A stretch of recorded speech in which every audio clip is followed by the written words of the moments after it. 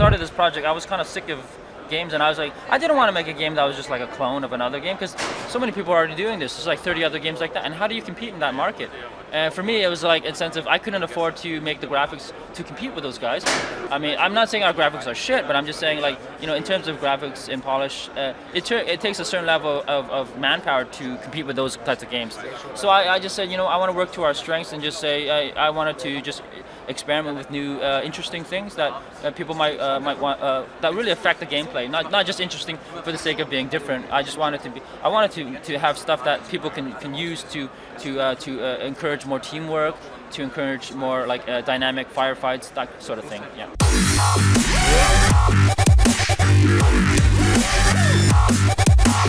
This looks and feels very Counter-Strikey, Sure. which is good because there's a massive market for it, and it's probably not going to go away for a long time.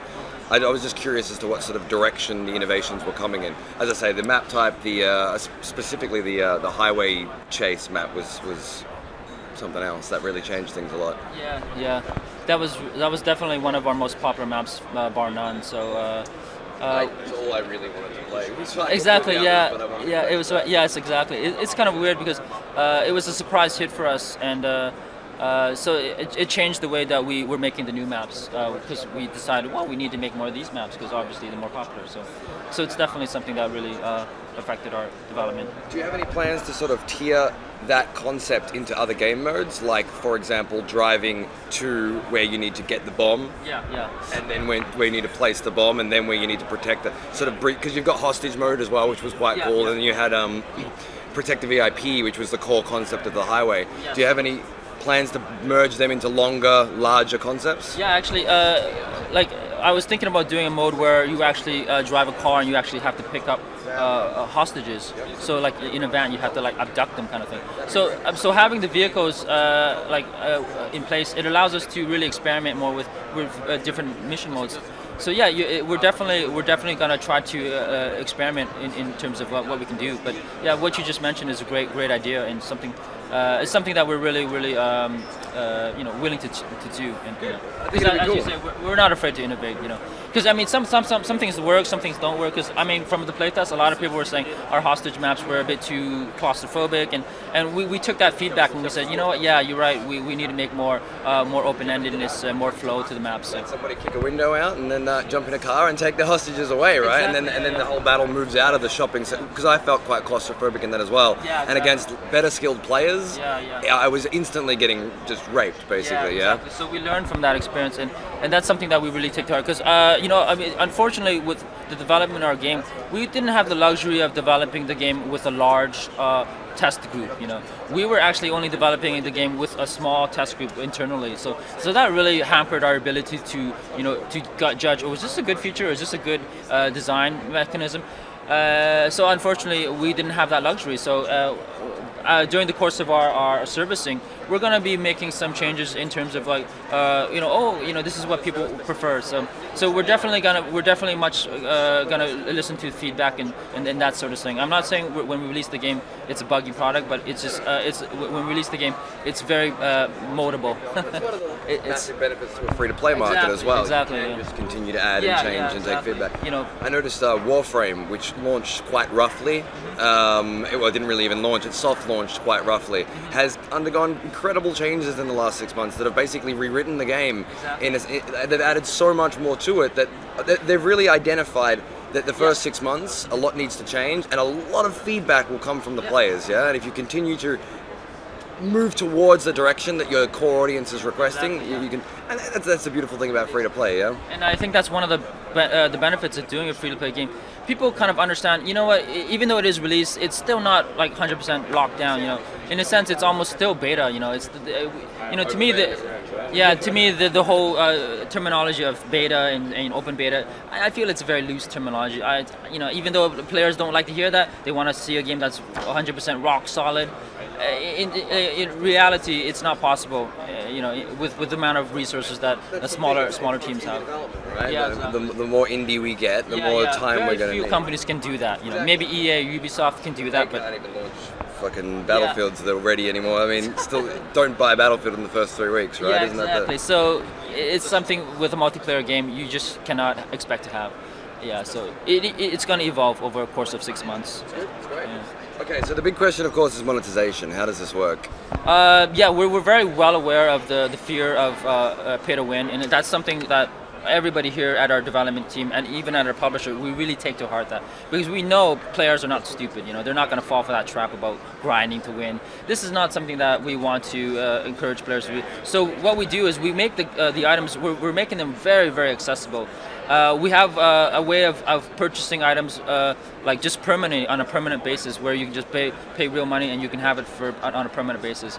But at the same time, every single item in our game, you can actually purchase them with game points that are accumulated from just playing the game.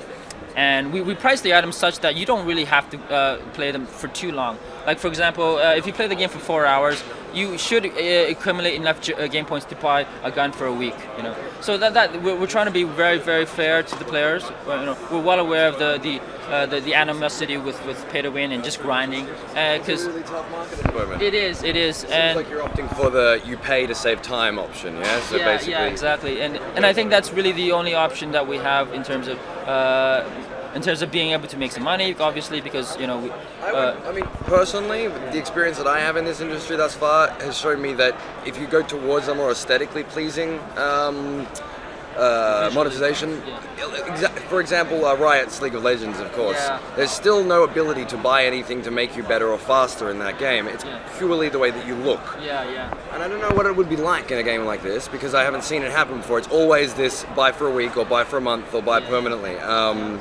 But and let me touch on that subject a bit. The difficulty with doing that method with a game like Counter-Strike, because it takes place in a realistic setting.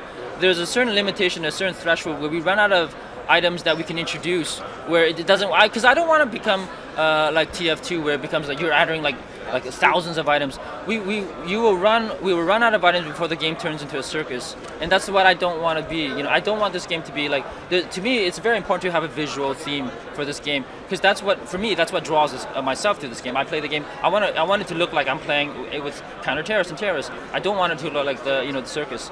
So that's the challenge that we have with these types of games that take place in a realistic setting.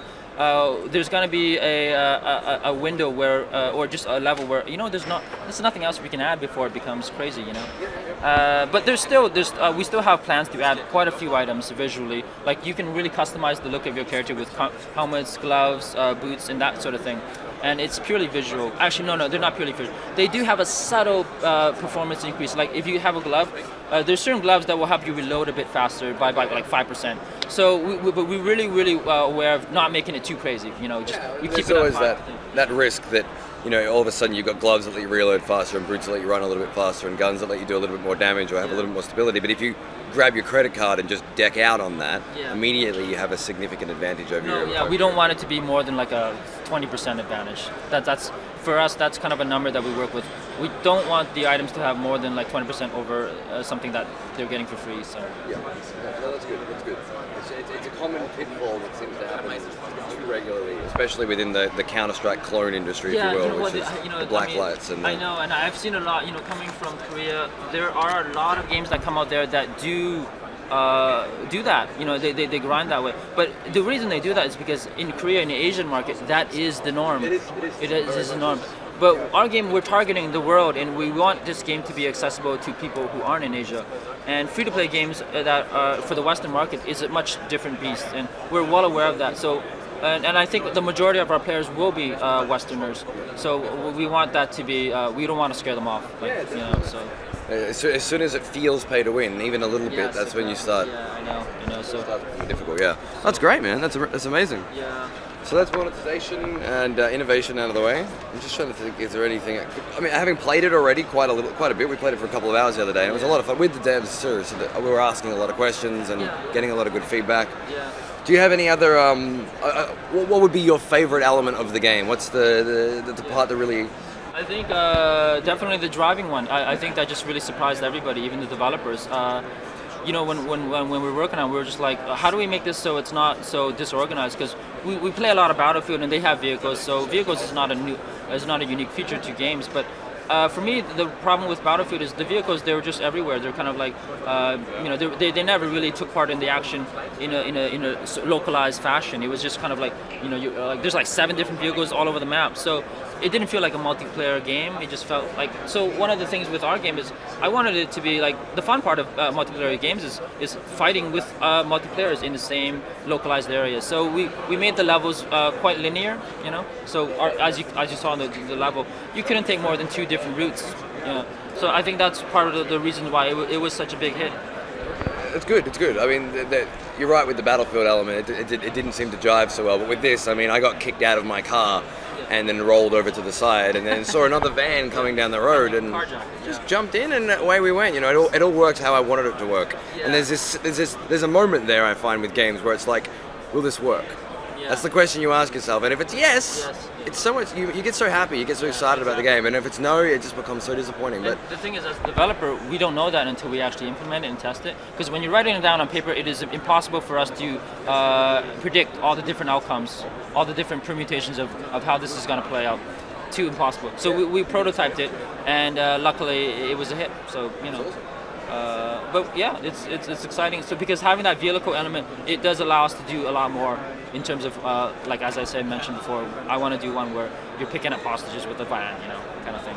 So that's great. Yeah. Well, without you know playing it some more, that's pretty much all I've got. Well, thanks to you for you know having us, and obviously your exposure, it really helps us a great deal, and you know, just thanks a lot.